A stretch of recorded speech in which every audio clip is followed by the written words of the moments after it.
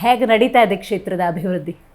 ಕ್ಷೇತ್ರದ ಅಭಿವೃದ್ಧಿ ವಿಚಾರದಲ್ಲಿ ಭಾಳಷ್ಟು ಚೆನ್ನಾಗಿ ಮಾಡ್ತಾ ಇದ್ದೀನಿ ಅಂತ ನನಗೆ ಸಮಾಧಾನ ಇದೆ. ಬಟ್ ಆಸೆನೂ ಇದೆ, ಇನ್ನೂ ಜಾಸ್ತಿ ಮಾಡಬೇಕು ಅನ್ನೋ ಒಂದು ಹಂಬಲ ಇದೆ. ಸೊ ಹಾಗಾಗಿ ಇನ್ನು ಹೆಚ್ಚಿಗೆ ಕೆಲಸ ಮಾಡಬೇಕು ಅನ್ನೋದಾದರೆ ನನ್ನ ಕಡೆಯಿಂದನೂ ಇನ್ನೂ ಭಾಳಷ್ಟು ಶ್ರಮ ಹಾಕಬೇಕು ಮತ್ತು ಸರ್ಕಾರದಿಂದನೂ ಹೆಚ್ಚಿಗೆ ಶಕ್ತಿ ಬೇಕು ಅಂತ ಆ ಕಡೆ ಮುಖ ಮಾಡ್ಕೊಂಡು ನೋಡ್ತಾ ಇದ್ದೀನಿ.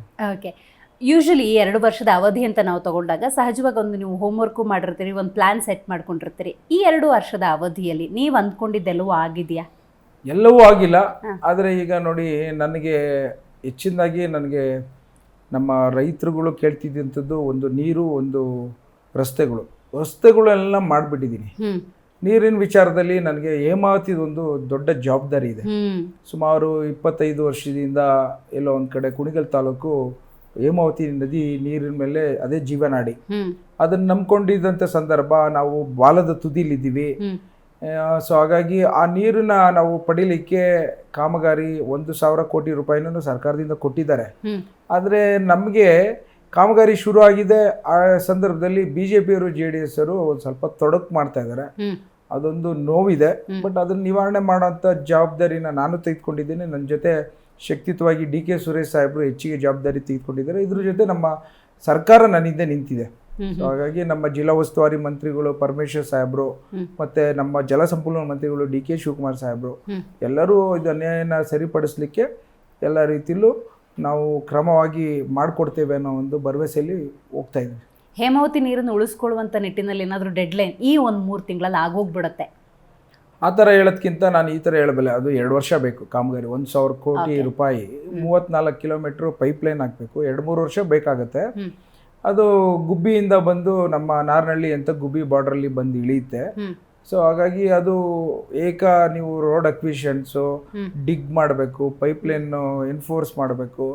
ಹಾಗೆಯೇ ನಾವು lot of continuity of the ಪ್ರೋಗ್ರಾಮ್ಸಲ್ಲಿ ಅದಕ್ಕೆ ಕೆಲವು ಇದ್ರನ್ನ ಏನು ಎಲ್ಲಿ ನಿಮಗೆ ತೊಂದರೆಗಳು, ರೈತರುಗಳದ್ದು ಜಮೀನುಗಳನ್ನು ಅಕ್ವೈರ್ ಮಾಡೋ ಸಂದರ್ಭದಲ್ಲಿ ಅವ್ರಿಗೆ ಕಾಂಪನ್ಸೇಷನ್ ಕೊಡಿಸ್ಬೇಕು. ಅದು ಪ್ರೊಸೀಜರ್ಸ್ ಇದೆ. ಆ ಪ್ರೊಸೀಜರ್ಸ್ ತಕ್ಕಂತೆ ಮಾಡಬೇಕಾದ್ರೆ it has is own time durations. So ಹಾಗಾಗಿ ಇದ್ರ ನಡುವೆ ಅಲ್ಲಿ ಬರೋಂಥ ಜಾಗದಲ್ಲಿ ಕೆಲವ್ರಿಗೆಲ್ಲ ಆತಂಕ ಇದೆ. ಏನಾದ್ರು ಬರೀ ಕುಣಿಗಲ್ ಮಾತ್ರ ನೀರು ತೆಗೆದುಕೊಂಡು ಹೋದ್ರೆ ಹೇಗೆ, ನಮ್ಗೇನಾರ ನೀರು ತೊಂದರೆ ಆಗುತ್ತಾ, ಕೊರತೆ ಆಗುತ್ತಾ ಅನ್ನೋದು. ಅದ್ರ ಜೊತೆಗೆ ಮಾಗಡಿದು ಈ ಒಂದು ವ್ಯವಸ್ಥೆಯಲ್ಲಿ ಅವ್ರಿಗೂ ಒಂದು ಸ್ವಲ್ಪ ನಿಗದಿ ಆಗಿದೆ. ಅದ್ರ ಬಗ್ಗೆ ಏನು ಅನ್ನೋ ಪ್ರಶ್ನೆ ಕೇಳ್ತಾ ಇದ್ದಾರೆ.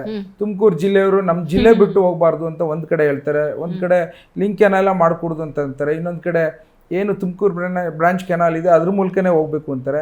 ಇವೆಲ್ಲನೂ ಕನ್ಫ್ಯೂಷನ್ಸ್ ಮಾಡಿ ಮಾಡಿ ಗೊತ್ತಲ್ಲ ರಾಜಕೀಯ.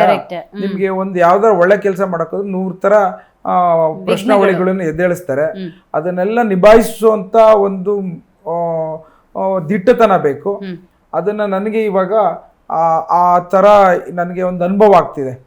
ಹೋರಾಟ ಯಾವುದೇ ಒಂದು ಕೆಲಸ ಮಾಡಬೇಕಾದ್ರೂ ನೀರಿನ ಹೋರಾಟದಲ್ಲಿ ಹಿಂದೆ YK ರಾಮಯ್ಯನವ್ರು ಯಾವ ರೀತಿ ಮಾಡಿದ್ರು, ಉಚ್ಮಾಸ್ತಿಗೌಡರು ಯಾವ ರೀತಿ ಮಾಡಿದ್ರು, ಆ ಒಂದು ಸಣ್ಣ ಪುಟ್ಟ ಹೆಜ್ಜೆಗಳಲ್ಲಿ ಏನೇ ಒಳ್ಳೆ ಮಾಡಬೇಕಾದ್ರೂ ಅದಕ್ಕೆ ನಾನಾ ಥರ ಅಡಚಣೆಗಳು ಬರೋಂಥದ್ದು ಯಾವ ರೀತಿ ಬರುತ್ತೆ, ಯಾವ ರೀತಿ ಅದನ್ನ ಪ್ರತಿಯೊಂದು ಹಂತದಲ್ಲೂ ಸಮಸ್ಯೆನ ನಿವಾರಣೆ ಮಾಡ್ಕೊಂಡು ಹೋಗುವಂಥ ಒಂದು ಜವಾಬ್ದಾರಿ ನನ್ನ ಮೇಲೆ ಇರೋದ್ರಿಂದ ಇದೊಂದು ದೊಡ್ಡ ಅನುಭವದ ಒಂದು ಹೋರಾಟ ಅಂತಾನೆ ಹೇಳ್ಬೋದು.